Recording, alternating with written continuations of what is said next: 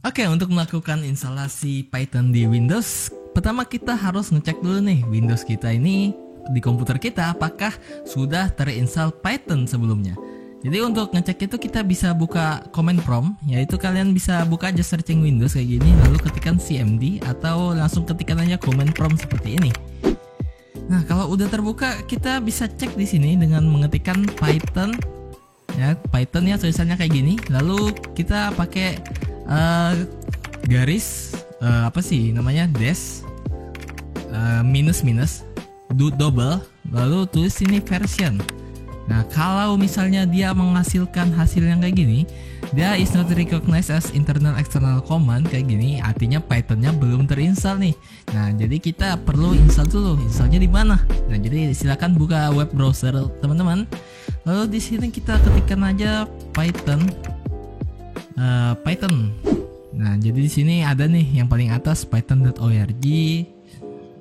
Nah, lalu kita ke tab download di samping about ini ada di tab downloads. Kita klik aja. Nah, lalu download nih versi terbaru nih untuk di Windows Python 3.13. Nah, kita download. Lalu kita lakukan install. Jadi kita bisa buka dulu lalu kita double klik di sini ya.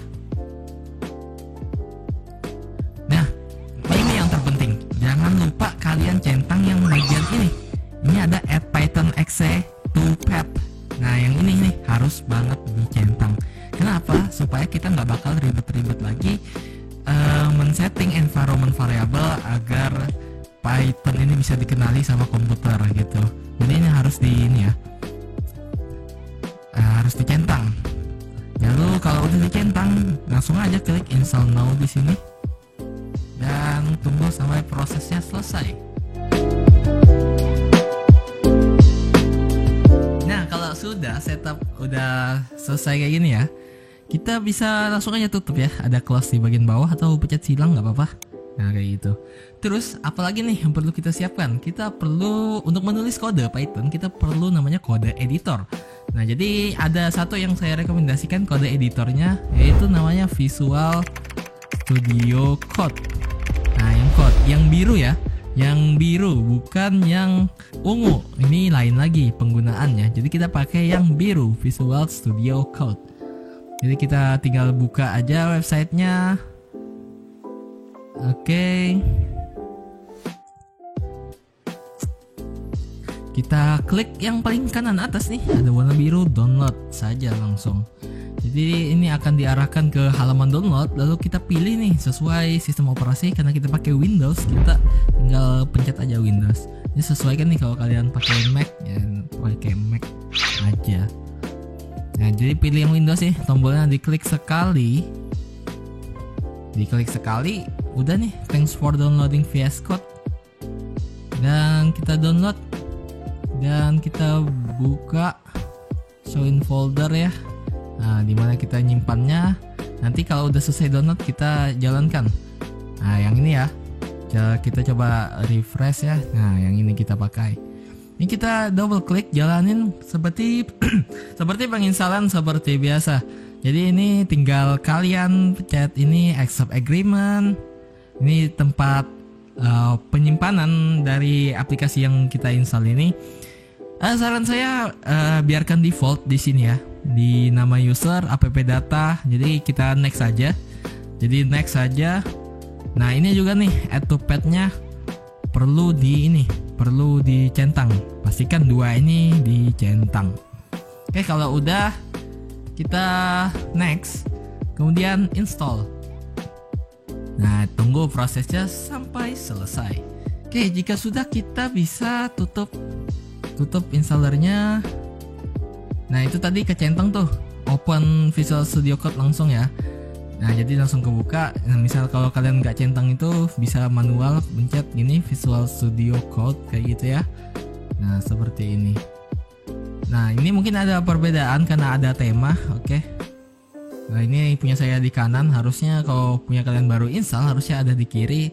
Tapi tenang aja, pokoknya bagi bagian-bagian Visual Studio Code itu di sini ada workspace yang di tengah ini, terus di kanan atau di kiri, pokoknya sidebar namanya, di samping ini namanya Sidebar, toolbar. Di sini kita biasanya ngelihat ngelihat file-file kita. Di sini kita bisa searching, kita bisa version control ya pakai Git, dan kita bisa debug, dan kita bisa cari extension di sini. Kemudian gimana nih kita bikin program pertama kita?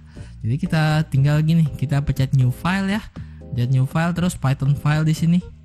Nah, contohnya seperti itu. Kita Python file. Lalu di sini kita ketikkan aja yang paling dasar, kita menampilkan hello world atau hello dunia. Nah, seperti yang kita jelasin di sebelumnya, kalau misalnya di Python ini bahasanya gampang. Jadi kita cukup untuk menampilkan ke terminal, kita cukup pakai print, fungsi print. Lalu kita pakai petik 2 baru masukkan di sini halo dunia kayak gitu. Kita bisa save. Misalnya save, untuk save kita bisa pakai Ctrl S ya, nge-save ya. Lalu kita pilih mau di mana nih. Misalnya di sini kita bikin folder baru saja. Folder baru namanya belajar Python. Oke, ini namanya kita bisa sesuaikan. Namanya jadi hello world. Hello dunia deh, hello dunia.py. Nah, pastikan ekstensinya itu .py nih, karena kita mau bikin program Python. Kalau sudah kita namain dan pastikan dia .py, baru kita save.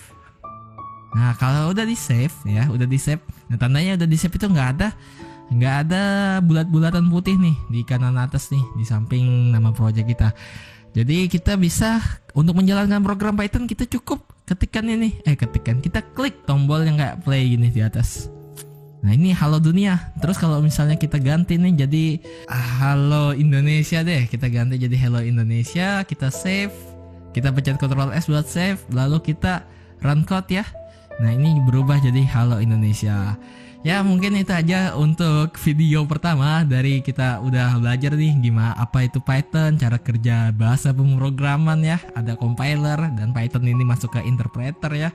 Dan kita udah bisa ngeprint program pertama kita, halo dunia, halo Indonesia, ngeprint kayak gitu. Oke. Mungkin itu aja, sekian untuk video kali ini. Selamat datang dan sampai jumpa di video selanjutnya. See you next time. Goodbye.